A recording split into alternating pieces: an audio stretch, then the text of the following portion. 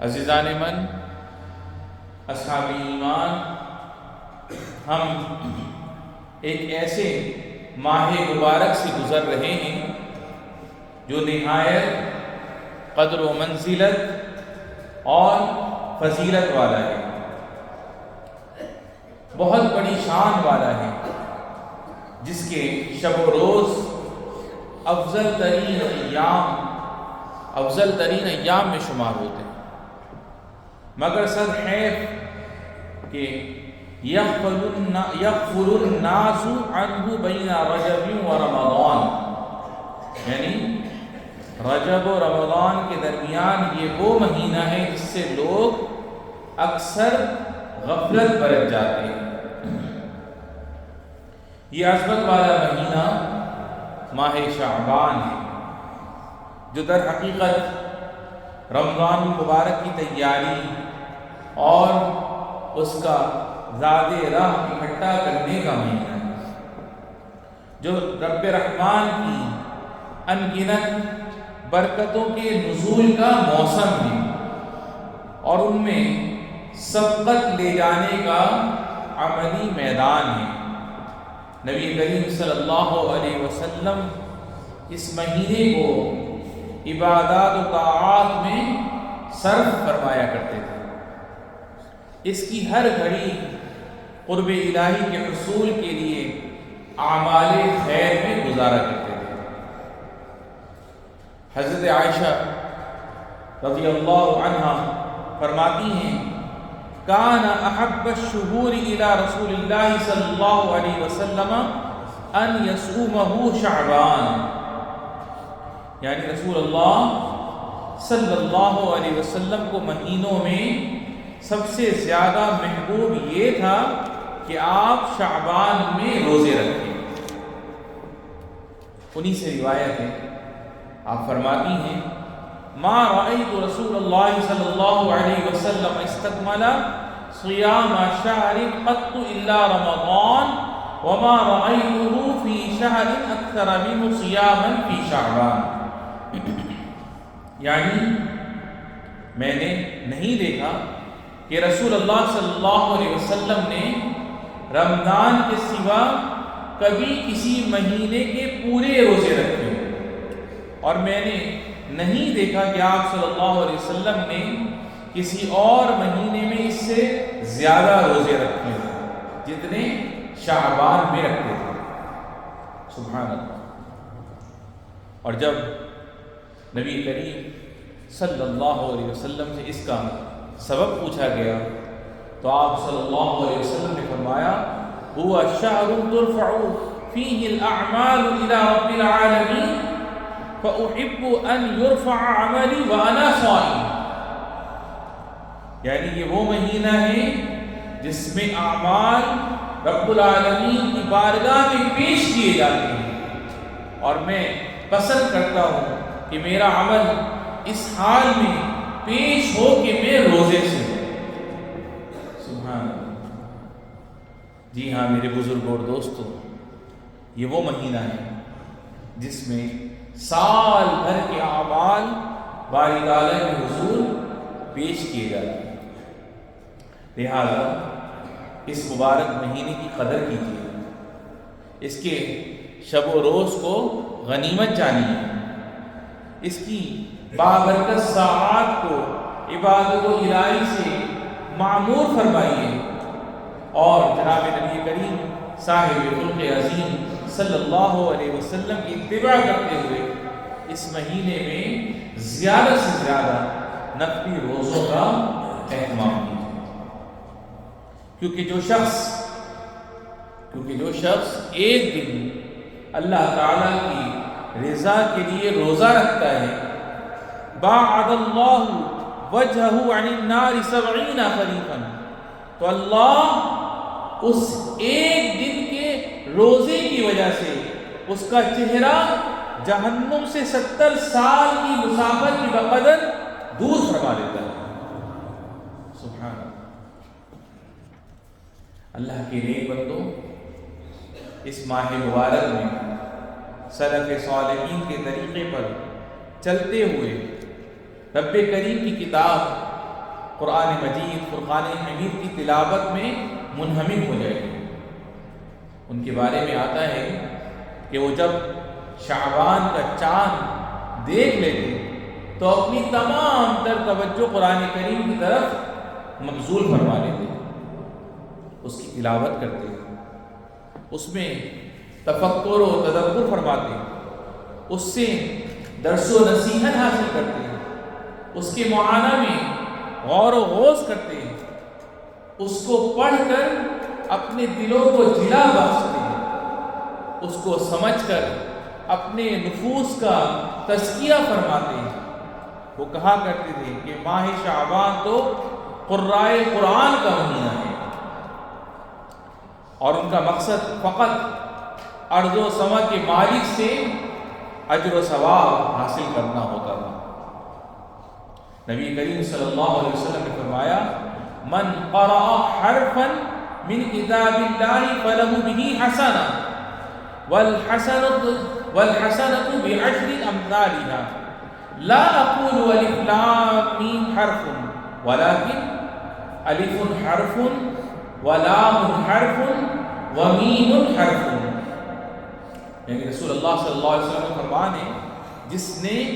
کتاب اللہ کا ایک حرف پڑھا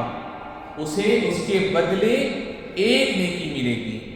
اور ایک نیکی 10 گنا بڑھا دی جائے گی۔ میں نہیں کہتا کہ الف لام میم ایک حرف ہے، بلکہ الف ایک حرف ہے، لام ایک حرف ہے، اور میم ایک حرف ہے۔ سبحان اللہ، یعنی کوئی اگر الف لام میم پڑھتا ہے تو اس کو 3 حرف کی وجہ سے 30 نیکیاں مل سکتی ہیں۔ سبحان اللہ۔ تو میرے بھائیوں، قرآن پڑھنے والے کی نیکیوں میں مسلسل اضافہ ہوتا چلا جاتا ہے۔ وہ جو تلاوت کرتا ہے اللہ کے ہاں ویسے ہی اس کے درجات بلند ہوتے چلے جاتے ہیں، اس کی قدر و منزلت کو عروج ملتا ہے، اس کا مقام و مرتبہ بلند ہوتا ہے۔ نبی کریم صاحب خلق عظیم صلی اللہ علیہ وسلم نے فرمایا یقال لصاحب القرآن اقرأ وارتقی ورتل کما كنت ترتل في الدنيا فإن منزلك عند آخر آیۃ تقرأها، یعنی قیامت کے دن صاحب قرآن سے کہا جائے گا قرآن پڑھتا جا اور بلندی کی طرف چڑھتا جا، اور ویسے ہی ٹھہر ٹھہر کر پڑھ جس طرح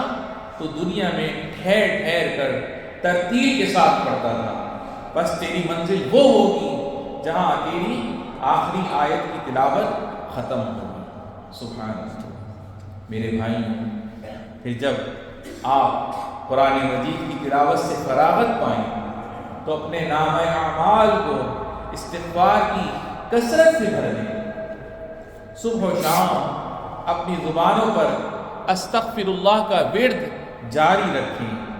رب غفار کی مغفرت کی امید رکھتے ہوئے اور اپنے نبی صلی اللہ علیہ وسلم کے وعدے پر مکمل یقین رکھتے ہوئے۔ آپ صلی اللہ علیہ وسلم نے فرمایا طوبی لمن وجد فی صحیفتی استغفارا کثیرا، یعنی مبارکبادی اس شخص کے لیے جو اپنے نامہ اعمال میں کثرت سے استغفار پائے۔ سبحان اللہ۔ یا ایھا الذین آمنوا اطیعوا اللہ واطیعوا الرسول واولی الامر منکم، اقول قولی ھذا واستغفر اللہ لی ولکم فاستغفروہ۔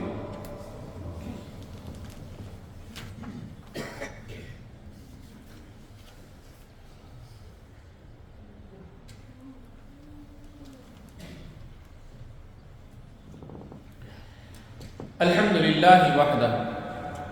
والصلاة والسلام علی من لا نبی بعدہ اما بعد۔ میرے نمازی بھائیوں، آپ صلی اللہ علیہ وسلم کے ارشاد گرامی ہے تعرضوا لنفحات رحمت اللہ فإن للہ نفحات من رحمتہ، یعنی اللہ تعالیٰ کی رحمت کے عطیات کے در پہ رہو، کیونکہ اللہ تعالیٰ جس کو چاہتا ہے اپنی رحمت کی عطیات عطا کرتا ہے۔ بے شک، اور ماہ شعبان میں رحمت خدا بندی کے جھونکے دراصل اہل ایمان و احسان کے لیے مغفرت الہی کا پروانہ بن کر آتے ہیں، کیونکہ اللہ تعالیٰ نصف شعبان کی رات اپنے بندوں پر خصوصی توجہ فرماتا ہے، ان کے لیے معافی اور رحمت کے دروازے کھول دیتا ہے، اپنی مغفرت ان کے لیے عام فرما دیتا ہے۔ رسول اللہ صلی اللہ علیہ وسلم کا ارشاد ہے، ان اللہ لیطلع فی لیلۃ النصف من شعبان فیغفر لجمیع خلقہ الا لمشرک او مشاح، یعنی اللہ تعالی نصف شعبان کی رات کو اپنی مخلوق کی طرف جھانکتے ہیں، یعنی نظر رحمت فرماتے ہیں، اور تمام مخلوقات کو بخش دیتے ہیں ماں سوائے شرک کرنے والے اور بغض رکھنے والے کے۔ اللہ اکبر۔ تو میرے بھائیوں ذرا غور فرمائیں کہ کیسے وہ شخص مغفرت سے محروم ہو جاتا ہے جس کے دل میں کینہ ہو، کیسے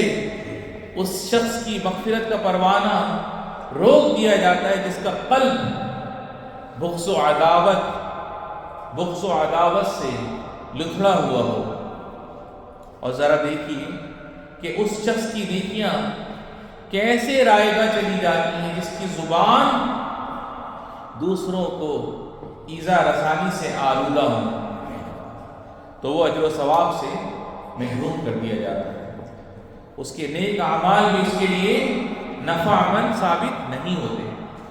کیونکہ نبی کریم صلی اللہ علیہ وسلم کو ایک عورت کا حال بتایا گیا اور کہا گیا کہ اے اللہ کے رسول صلی اللہ علیہ وسلم، فلاں عورت رات کو قیام کرتی ہے، دن میں روزہ رکھتی ہے، دیگر نیک اعمال بھی کرتی ہے، صدقہ و خیرات بھی کرتی ہے، مگر اپنی زبان سے اپنے پڑوسی کو تکلیف بھی پہنچاتی ہے۔ تو آپ صلی اللہ علیہ وسلم نے فرمایا، لا خیر فیہا ہی من اہل النار، ایسی عورت میں تو کوئی خیر نہیں، یہ تو جہنمی ہے۔ میرے بھائیوں اتنی سخت وعید اس لیے ارشاد فرمائی کیونکہ اس کا جرم بھی اتنا ہی سنگین تھا۔ پھر نہ تو راتوں کا قیام کام آتا ہے، نہ راتوں کا قیام اس کے کام آیا، نہ دن بھر کے روزوں نے اسے کوئی فائدہ پہنچایا، نہ ہی اس کے صدقات و خیرات کو شرف قبولیت حاصل ہوا، کیونکہ وہ اپنی بدزبانی سے لوگوں کو اذیت پہنچایا کرتے تھے۔ میرے بھائیوں یاد رکھیے اس وعید میں ہر وہ شخص داخل ہوتا ہے، ہم میں آپ میں ہر وہ شخص داخل ہوتا ہے جو اپنی بدکلامی سے لوگوں کے جذبات مجروح کرتا ہے، یا اپنے ہاتھوں سے ایسی باتیں تحریر کرے جو لوگوں کے احساسات کو ٹھیس پہنچائے، یا پھر حقارت و شرارت پر مبنی باتوں کے ذریعے سوشل میڈیا پر فتنہ و فساد پھیلائے۔ تو خدارا اپنے آپ کا کچھ لحاظ و پاس رکھیے، اپنے اعمال کے اجر و ثواب کی حفاظت کیجیے، اپنی نیکیوں کو رائگاں نہ جانے دیجیے، اور لوگوں کی خطاؤں سے درگزر کے ذریعے اپنے رب سے مغفرت طلب کیجیے، کیونکہ بندوں کو معاف کرنا در حقیقت رب تعالی کی مغفرت حاصل کرنے کا بہترین ذریعہ ہے۔ صادق و مصدوق جناب رسول امین صلی اللہ علیہ وسلم نے فرمایا، اغفروا یغفر اللہ لکم، تم بندوں کو معاف کرو اللہ تمہیں معاف کرے گا۔ سبحان اللہ۔ اللہ رب العزت سے التجا ہے رب العالمین ہمارے گناہوں کو معاف فرما، ہمارے دلوں سے کینہ بغض کدورت نفاق کو ہمارے دلوں سے دور فرما دے، ہم سب کو آپس میں پیار محبت خلوص اتفاق اور اتحاد سے رہنے کی توفیق نصیب فرما، ہمیں ہمارے والدین بہن بھائی بیوی بچوں کو رب العالمین صحت و سلامتی اور عافیت والی زندگی نصیب فرما، اور ہماری طرف سے اگر کسی کی دل آزاری ہو گئی ہو رب العالمین ان کی دل آزاری کو دور فرمائے اور ہمیں معاف فرمائے، اور جن کے والدین اور بہن بھائی تیری بارگاہ میں چلے گئے رب العالمین ان سب کی بے حساب بخشش و مغفرت فرما. ھذا وصلی اللہ وسلم وبارک علی سیدنا و نبینا محمد وعلی آلہ وصحبہ والتابعین. وارض اللہم عن ابی بکر وعمر وعثمان وعلی وعن سائر الصحابہ